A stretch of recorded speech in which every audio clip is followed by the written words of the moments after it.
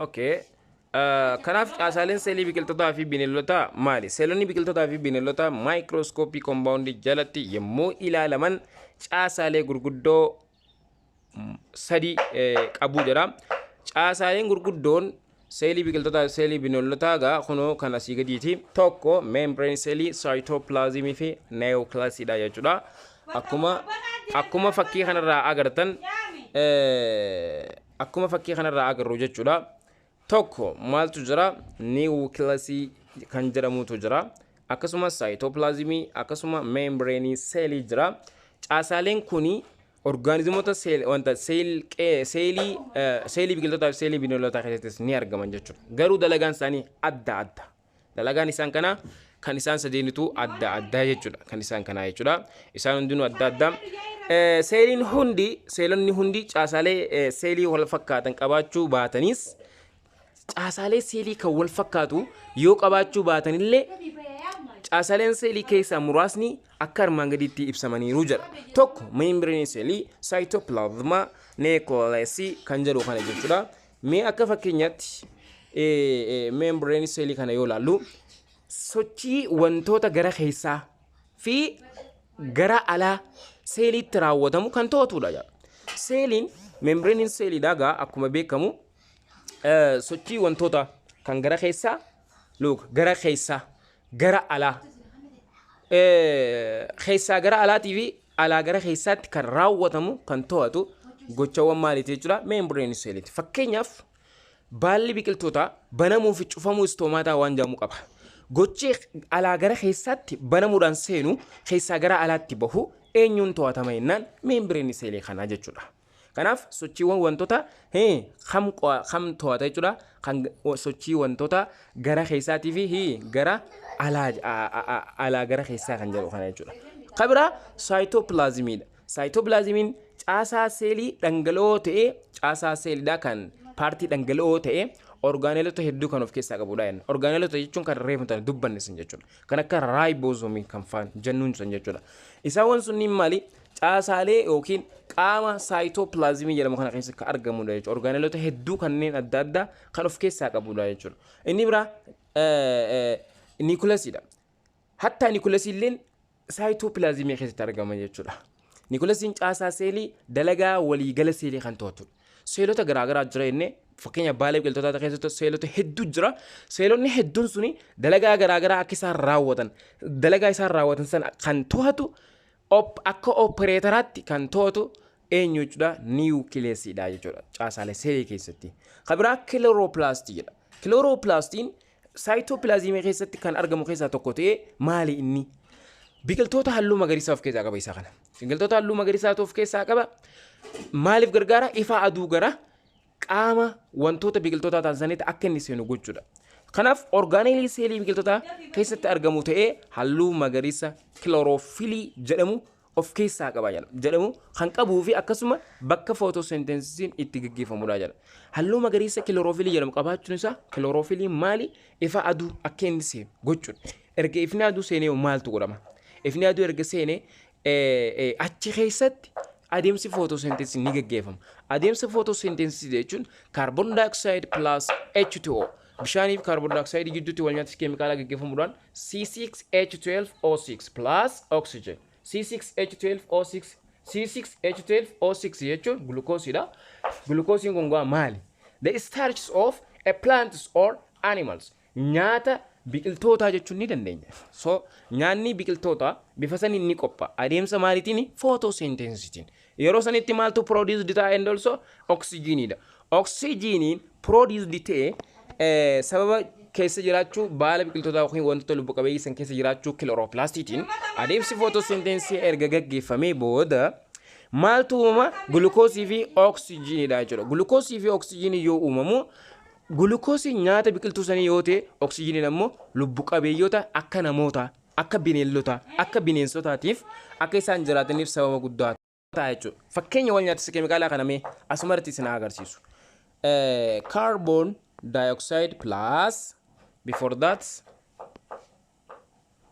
wal nyaatisa keemikaalichaa yoon isin agarsiisu carbon dioxide plus H2O kuni lamee yoo wal nyaatu maaltu nu kennama asitti jechuudha C6H12 O6 H12 O6 C6O O tana jala maaltu jira bakka kana jechuudha jaha jira jechuudha akkasi plus jennee oksijiinii barreessina.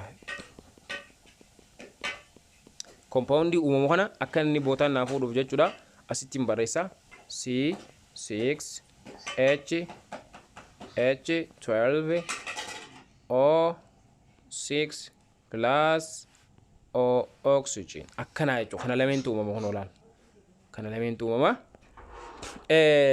C6H12 glucose oksijiiniin ammoo oksijiiniidha. Kanaaf kun nyaata biqiltootaati. Oksijiiniin ammoo qilleensa bineeldotaa fi bineensonni fudhachuudhaan ittiin jiraatan jechuudha. Kun eessa keessatti dalagama? Baala biqiltootaa bakka kilooroplastiin kilooroofilii halluu magariisa qabu of keessaa qabutti jechuudha. So kana akka kanatti hubachuun ni dandeenya jechuudha. Inni biraa caasaan biroo kan seeliidha jechuudha. Vaakiyoolii waan jedhamudha. Vaakiyooliin caasaa seelii ayoonota bishaanii fi wantoota xuraawaa ta'an kan kuusudha. Yeroo walnyaatis keemikaala gaggeeffamu kana ayoonota waan jedhamu jira. Ayoon jechuun plus or negative kan qabu. Ayoonota jechuun albuuda plus yookiin negative kan of keessaa qaban jechuudha. Ayoonota kan of keessaa qabu akkasuma bishaan jechuudha. Akkasuma wantoota xuraawaa kan of keessatti kuusee argamu eenyu jechuudha vaakiyooliin. Ayoonota yeroo isiniin jaan ayoonii jechuun gosa lama jira. Ayooniin gosa lamatu jira. Tokko ayoonii negativity, lama ayoonii positivity. Ayoonii negativity jechuun albuuda negative qabu jechuudha. Albuuda negative qabu jechuudha. Kunis albuuda positive qabu jechuudha. Fakkeenyaaf albuuda akkamii fudhachuu dandeenya? Aluminium. We can take an aluminium. Aluminium maal qaba? Albuudni aluminium kuni wanni inni qabu plus. Fakkeenya NPK waan jedhamu jira. NPK maali? NPK jechuun NPK jechuun N nitrogenidha, P phosphorusidha, K potassiumidha. As keessatti N negative qaba, P nis negative qaba, K garuu positive qaba. Wanni kun eessatti argama? Biqiltoota keessatti argama jechuudha. Qilleensa keessatti ni argama, biqiltoota keessatti ni argama. So ayoonota kanneen illee kan of keessaa akka inni of keessa qabatee taa'u caasaa seelii keessaa isa kam jechuudha? Isa vaakiyoolii jennuun kana jechuudha. Isa vaakiyool. NPK maali? Nyaata biqiltoota yookiin wantoota akka xaa'oo fa'aa irraa dalaguudhaaf faayidaa guddaa kan qaban jechuudha jechuudha. Akka kanatti ayoonota jechuun bifa kanaan qabachuu dandeessanii. Bishaan jechuun gaa H2O dha. Walnyaatis keemikaala gaggeessuudhaaf gargaara. Eegasii ammas wantoota xuraawaa kuusuudhaaf kan gargaaru eenyudha? Vaakiyooliidha jechuudha. Inni biraa cicha seeliiti. Cichaan seelii caasaa lubbuu hin qabnee fi ala membreenii seeliitti aanee kan argamudha. Membreenii seeliitti aanee argama. Yeroo kana jennu look membreenii seelii yeroo jennu hunooni agartan. Membreenii seelii jechuun caasaa gara alaa gurraacha kan argamu ta'ee isa kanatti aanee gara keessaatiin kan argamu cicha seelii jedhama. Cicha seelii. Caasaa lubbuu dhabeessa lubbuun qabanii isaanii lubbuu hin qabne ta'ee ala membreenii seeliitti aanee kan argamudha. Dalagaan isaas caasaalee seelii irraa balaa ittisuudha bakka. Caasaalee seelii keessatti gaggeeffaman kan dilama dubbannu kanarraa maal godhuudha? Balaa ittisuu fi boca murtaawaa akka isaan qabaatan kan gargaarudha jechuudha. Isaan hundinuu dalagaa mataa isaanii qabu. Dalagaa mataa isaanii qaban kana keessatti dalagaan isaanii tokko balaa ittisuudha kan cicha seelii, inni biraa boca murtaawaa akka isaan qabaatan gochuudha jechuudha. Inni biraa mitochondriaadha. Mitochondriaan orgaaneelii gubamni soorataa keessatti gaggeeffamuu fi anniisaan seelii itti oomishamudha. Bakki orgaaneeliin gubamni soorataa wantoota keemikaalaa gaggeeffamee nyaanni itti keessatti gubatu fi bakka anniisaan seelii itti oomishu. Anniisaa jechuun maddii nyaata anniisaa humna kennu itti oomishamu mitochondria jennaan. Inni biraa raayiboozoomiidha. Raayiboozoomiinis saayitoopilaazimii keessatti kan argamu keessaa tokko ta'ee caasaa gurguddoo sadii qabna inni reefu membreenii seelii, saayitoopilaazimii fi neekloos. Kanneen keessaa bakka saayitoopilaazimii jedhamutti kan argamu keessaa tokko ta'ee raayiboozoomiinis Orgaaneelii seelii maal oomishuudha? Pirootiinii oomishuudhaaf gargaara. Pirootiinii jechuun gaa akkuma beekamu starchiidha. Starchii yookiin nyaata biqiltuu san akka inni dagaagu godhu keessaa isa tokkodha jechuudha. Pirootiiniin san akka oomishamu kan taasisu jechuudha. Biqiltoota keessatti pirootiiniin yeroo oomishamu namni biqiltuu san soorachuudhaan bu'aa guddaa irraa buufata jechuudha. Pirootiiniin akka inni seeliin pirootiinii akka inni oomishamu kan godhu eenyudha? Caasaa seelii raayiboozomii jennuun kana jechuudha. Inni biraa reetikulamii indoopilaazimaa jedhamu jira. Reetikulam indoopilaazimaa. Inni kunis orgaaneelii seelii pirootiinii geejjibuudhaaf gargaaru. Erga oomishame qaama biqiltuu san keessa, qaama bineeldotaa san keessa akka inni geejjibamu qaamni godhu pirootiiniin sun akka inni geejjibamu kan godhu reetikulam indoopilaazimaa kan jennuun kana jechuudha. Maal gochuudhaaf gargaara? Pirootiinii geejjibuufi. Just akkasi qabanna. Inni biraa dhagnoota Golgi jenniin. Dhagnoota Golgi jechuun orgaaneelii pirootiinii fi lipiidii qindeessu jechuudha. Pirootiinii fi lipiidii maal godha? Ni qindeessa saamsuu geejjibuu kana jechuudha. Orgaaneelii dhagnoota Golgi jechuun orgaaneelii pirootiinii lipiidii kan qindeessu kan saamsu yookiin kan eegu jechuudha fi kan geejjibuudha. Kunis dalagaa orgaaneelota Golgi yookiin qaama saayitoopilaazmaa jedhaman keessatti argaman keessaa isa tokkodha jechuudha. Inni biraa orgaanizimoonni caasaa seelii isaanii irratti hundaa'uun bakka lamatti qoodamaa jira. Orgaanizimoonni caasaa seelii isaanii irratti hundaa'uun bakka lamatti qoodama. Isaanis prookaayirotaa fi iiyukaaroota jedhamuu jedha. Prookaayirotaa fi iiyukaaroota just based on what? Based on their cells. Seelii isaanii irratti hundaa'uudhaan egaa kuni prookaayiroota iiyukaaroota jedha. Orgaanizimoonni prookaayirotii orgaanizimoota niikulasii fi orgaaneelii isaanii membreen kan hin golgamnedha yookiin kan hin haguugamnedha. Kanneen prookaayiroota jennuun jechuudha. Niikulasiin isaanii orgaaneelonni kanneen biroo isaanii membreenidhaan kan hin golgamne yookiin membreenidhaan kan hin marfamne. Fakkeenyaaf baakteeriyaa, saaphapuu, cuqul magariis isawwan akkanaa kun maal jennaani? Prookaayiroota jennaan. Prookaayiroota maaliin membreenii seeliitiin hin marfaman jechuudha. Inni lammaffaadha orgaanizimoota iiyukaayiroota jedhama. Orgaanizimoota niikulasii fi orgaaneelonni isaanii kan membreenidhaan golgamaa ta'anidha. Fakkeenyaaf biqiltoota, bineeldota, faangasoota fi pirootozoaan maal jedhamu jechuudha? Iiyukaayiroota jennaan. Isaan hundinuu lubbu qabeeyyiidha seelii irraa ijaaraman garuu akkaataa seelii isaan irraa ijaarame irratti hundoofne bifa kanaan addaan baasnee beekuu ni dandeenya jechuudha. So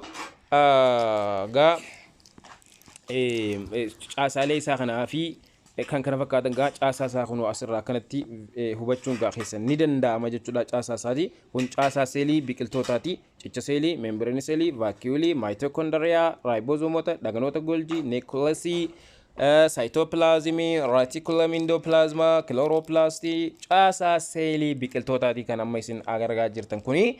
Inni itti aanu caasaa seelii bineeldotaas kunoo kana fakkaata. Caasaan seelii bineeldotaas kunoo raayiboozoomii ni qaba, reetikulam indoopilaazimaa haalli boca isaa garaagaraa haa ta'u malee jechuudha. Maayitookondiriyaa, niikulasii, membreenii seelii, dhagnoota Golgi kunniin caasaa seelii maal jedhama? Kan bineeldotaati jechuudha.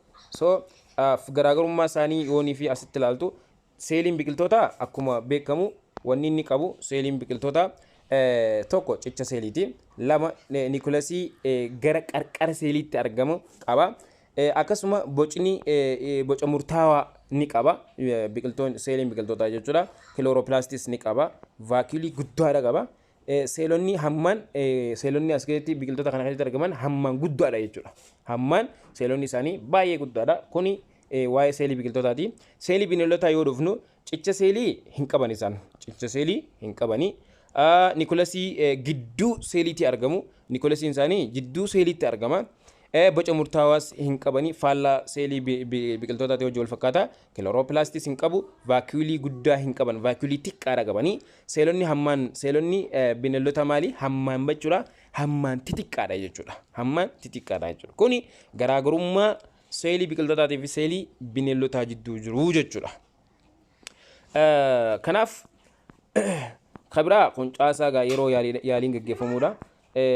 Mata duree kanuma irratti isiniif dhaaba. Hammaa fi boca seelii kan jedhu irratti isinii dhaaba. kana booda jechuudha mata duree itti aanu hammaa fi boca seelii waan jedhu wajjin walitti deebina akkasitti naaturaa nagaan naaturaa subscribe gochuu like gochuu share gochuu sin dagatinaan isin injaa yawugaa hordoftoonni keenya kan iddoo garaagaraatti argamtan barattoonni keenya jechuudha hedduun sin jaaladha hedduun isin kabaja bakka jirtanii nageenyi isinitti haa ta'u isin injaa assalaamu alaykum warahmatullaahi wabarakaatu